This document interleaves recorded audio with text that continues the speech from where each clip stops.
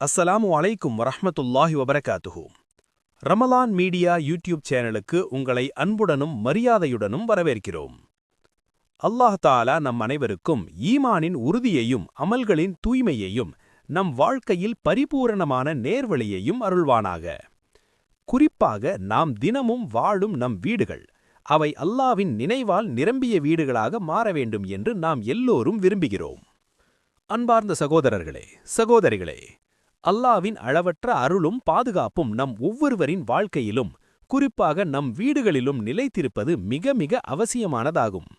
ஏனெனில் ஒரு முஸ்லிமின் வீடு என்பது வெறும் தூங்குவதற்கான இடமாகவோ உண்பதற்கான இடமாகவோ மட்டுமல்ல, அது அல்லாஹ்வின் மார்க்கம் நடைமுறையில் வாழப்பட வேண்டிய ஒரு தார்மீக கோட்டையாடு இருக்க வேண்டும். அந்த வீட்டில் ஈமான் பேச வேண்டும், அமல்கள் உயிர்ப்புடன் இருக்க வேண்டும், சைத்தானின் இடையூறுகள் அகற்றப்பட வேண்டும். அல்லாஹ்வின் அருள் ஒரு வீட்டில் தொடர வேண்டும் என்றால் மலக்குமார்களின் பிரசன்னம் அந்த வீட்டில் நிலைத்திருக்க வேண்டும். மலக்குமார்கள் இருக்கும் இடத்தில் ரஹ்மத் இறங்கும், பரக்கத் பெருகும், சைத்தானின் சூழ்ச்சிகள் பலவீனமாகும். ஆனால் அதற்கு சில முக்கியமான அடிப்படைகள் இருக்கின்றன. அவற்றை நாம் அறிந்து புரிந்து நம் வீடுகளில் நடைமுறைப்படுத்த வேண்டியது அவசியமாகிறது. இந்த விஷயத்தில் நபி முஹம்மது ஸல்லல்லாஹு அலைஹி வஸல்லம் அவர்கள் மிக தெளிவாக எச்சரித்துள்ளனர். அவர்கள் கூறினார்கள், உருவங்கள் உள்ள வீட்டிலும் நாய் உள்ள வீட்டிலும் மலக்குமார்கள் நுழைய மாட்டார்கள். சஹீஹ் புகாரி 3225, சஹீஹ் முஸ்லிம் 2016. இந்த ஹதீஸ் நமக்கு மிகப்பெரிய எச்சரிக்கையாக உள்ளது. ஏனெனில் மலக்குமார்கள் நுழையாத வீடு என்பது அல்லாஹ்வின் சிறப்பு அருளிலிருந்து விலகில ஒரு வீடாக மாறிவிடும் அபாயம் இருக்கிறது. இதன் அடிப்படையில் உயிருள்ளவற்றின் முழு உருவச் சிலைகள், தலை துண்டிக்கப்படாத படங்கள், அலங்கார நோக்கில் தொங்கவிடப்படும் புகைப்படங்கள் போன்றவை வீடுகளில் இருப்பதை நாம் மிகுந்த கவனத்துடன் தவிர்க்க வேண்டும். இன்று அலங்காரம் என்ற பெயரில், கலாச்சாரம் என்ற பெயரில் பலர் அறியாமலேயே இந்த விஷயங்களில் அலட்சியம் காட்டுகிறார்கள். ஆனால் ஒரு முஸ்லிமின் வீடு அல்லாஹ்வுக்கு பிடித்ததாக இருக்க வேண்டுமே தவிர உலகத்தின் ரசனைக்கு மட்டுமே ஏற்புடையதாக இருக்கக்கூடாது. அதே நேரத்தில் தேவையற்ற கடினத்தையும் இஸ்லாம் விதிக்கவில்லை. குழந்தைகள் விளையாடும் பொம்மைகள் போன்றவை அவசிய தேவையாக கருதப்பட்டுள்ளன என்று உலமாக்கள் விளக்குகின்றனர். நபி ஸல்லல்லாஹு அலைஹி வஸல்லம் அவர்களின் காலத்திலும் ஆயிஷா ரலியல்லாஹு அன்ஹா அவர்கள் பொம்மைகளுடன் விளையாடியதை ஹதீஸ்கள் மூலம் நாம் அறிகிறோம். ஆகவே இங்கு நோக்கம் அலங்காரமும் பெருமையும் அல்ல, அவசியமும் கல்வியும் என்ற அடிப்படையில் வேறுபாடு உள்ளது என்பதை நாம் புரிந்து கொள்ள வேண்டும். அதேபோல தேவையற்ற முறையில் வீட்டிற்குள் நாய்களை வளர்ப்பது பற்றியும் நபி ஸல்லல்லாஹு அலைஹி வஸல்லம் அவர்கள் கடுமையாக எச்சரித்துள்ளனர். நாய் இருக்கும் வீட்டில் மலக்குமார்கள் நுழைய மாட்டார்கள் என்பது மிக தெளிவான அறிவுறுத்தல் ஆகும். பாதுகாப்பு, வேட்டை, விவசாயம் போன்ற அவசியமான காரணங்களுக்காக நாய்களை பயன்படுத்த அனுமதி இருந்தாலும் அவை வீட்டிற்குள் அல்லாது வெளிப்புறத்தில் பராமரிக்கப்பட வேண்டும் என்பதே ஹதீஸ்களின் மொத்த விளக்கமாகும். இன்றைய காலத்தில் நாகரீகம் என்ற பெயரில், செல்லப்பிராணி என்ற பெயரில் இந்த ஹதீஸ்களை அலட்சியப்படுத்துவது மிகப்பெரிய இழப்பாகும். ஒரு முஸ்லிம் தனது வீட்டில் மலக்குமார்களின் வருகையை விரும்புகிறானா அல்லது உலகத்தின் ரசனையை விரும்புகிறானா என்று அவன் தன்னிடமே கேள்வி கேட்டுக்கொள்ள வேண்டும்.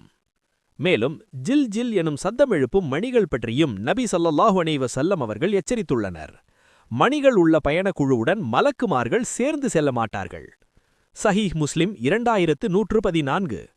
இதன் அடிப்படையில் மூடநம்பிக்கையோ அலங்காரமோ என்ற பெயரில் இத்தகைய மணிகள், சலங்கைகள், சத்தமெழுப்பும் பொருட்களை வீடுகளிலும் வாகனங்களிலும் வைத்திருப்பதை நாம் தவிர்க்க வேண்டும்.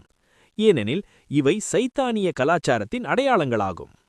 அன்பார்ந்தவர்களே, அசுத்தமும் சுகாதாரமின்மையும் மலக்குமார்களின் பிரசன்னத்திற்கு மிகப்பெரிய தடையாகும். நபி ஸல்லல்லாஹு அலைஹி வஸல்லம் அவர்கள் கூறினார்கள், சுத்தம் ஈமானின் பாதியாகும். சஹீஹ் முஸ்லிம் 223. இந்த ஹதீஸ் நமக்கு உடல் சுத்தம் மட்டுமல்ல, வீட்டு சுத்தம், சுற்றுப்புற சுத்தம் ஆகிய அனைத்தையும் நினைவூட்டுகிறது. வீடுகள், படுக்கையறைகள், சமையலறைகள், குறிப்பாக கழிவறைகள், அவை அனைத்தும் தூய்மையாக பராமரிக்கப்பட வேண்டும். ஏனெனில் அசுத்தம் தேங்கும் இடங்கள் சைத்தானின் இருப்பிடமாக மாறிவிடும் என்று உலமாக்கள் விளக்குகின்றனர். மேலும் ஜனாபத் போன்ற பெரிய தொடக்கில் இருப்பவர் தேவையற்ற தாமதமின்றி குளித்து தூய்மை பெற வேண்டும். நீண்ட நேரம் அசுத்த நிலையில் இருப்பது மலக்குமார்களின் நன்மையையும் அருளையும் விலக்கிவிடும் என்று ஹதீஸ்கள் எச்சரிக்கின்றன. துர்நாற்றங்கள் பற்றியும் நபி ஸல்லல்லாஹு அலைஹி வஸல்லம் அவர்கள் எச்சரித்துள்ளனர். வெங்காயம், பூண்டு போன்ற கடுமையான வாசனை உள்ளவற்றை உண்ட பின்னர் பள்ளிவாசலுக்கு வரவேண்டாம் என்று கூறியுள்ளார்கள். காரணம் என்ன? மனிதர்களை துன்புறுத்துவது மலக்குமார்களை துன்புறுத்துவதாகும். சஹீஹ் முஸ்லிம் 564. இதன் அடிப்படையில் நம் வீடுகளும் எப்போதும் சுத்தமும் நறுமணமும் கொண்டதாக இருக்க வேண்டும். ஊது, அத்தர் போன்ற நறுமணங்களை பயன்படுத்துவது மலக்குமார்களுக்கு மிகவும் பிரியமானதாகும். மேலும் புலித்தோல் போன்ற சில விலங்குகள் தோல் பயன்பாட்டை நபி ஸல்லல்லாஹு அலைஹி வஸல்லம் அவர்கள் தடுத்துள்ளனர். புலித்தோல் பயன்படுத்தும் பயணக்குழுவுடன் மலக்குமார்கள் செல்ல மாட்டார்கள். அபூதாவூத் 4130 ஹசன். இதனடிப்படையும் வீடுகளிலும் பயணங்களிலும் இத்தகைய பொருட்களை தவிர்ப்பது ஒரு முஸ்லிமின் தக்வாவின் அடையாளமாகும். இவைகளில் இல்லாவற்றிலும் மிக மிக முக்கியமான ஒன்று குர்ஆன் இல்லாத வீடுகள். நபி ஸல்லல்லாஹு அலைஹி வஸல்லம் அவர்கள் கூறினார்கள், உங்கள் வீடுகளை கபர்களாக மாற்றாதீர்கள். சூரத்துல் பக்ரா ஓதப்படும் வீட்டிலிருந்து சைத்தான் ஓடிவிடுவான். சஹீஹ் முஸ்லிம் 780. குர்ஆன் ஓதப்படும் வீடுகளில் மலக்குமார்கள் இறங்கி வருவார்கள். அந்த வீட்டில் அருளும் சுபீட்சமும் அமைதியும் பெருகும். ஆனால் குர்ஆன் இல்லாத வீடுகள் உயிரற்ற கபர்களைப் போல ஆகிவிடும் என்பது இந்த ஹதீஸின் கடும் எச்சரிக்கையாகும். ஆகவே அன்பார்ந்த சகோதரர்களே, சகோதரிகளே, உருவங்களும் படங்களும் தேவையற்ற நாய் வளர்ப்பும் மணிகளும் சலங்கைகளும் அசுத்தமும் துர்நாற்றமும் புலித்தோல் பயன்பாடும் இல்லாமையும் இந்த அனைத்தையும் நம் வீடுகளிலிருந்து முற்றிலும் அகற்றிக்கொண்டு அல்லாவின் நினைவாலும் குர்ஆன் ஓதப்படும் வீடுகளாக அலங்கரிப்போம். அப்போது அல்லாவின் அருளை கொண்டு வரும் மலக்குமார்கள் நம் வீடுகளில் நுழைவார்கள். நம் வாழ்க்கை உண்மையான சுபீட்சமும் அமைதியும் பரக்கத்தும் நிறைந்ததாக மாறும். இன்ஷா அல்லாஹ்.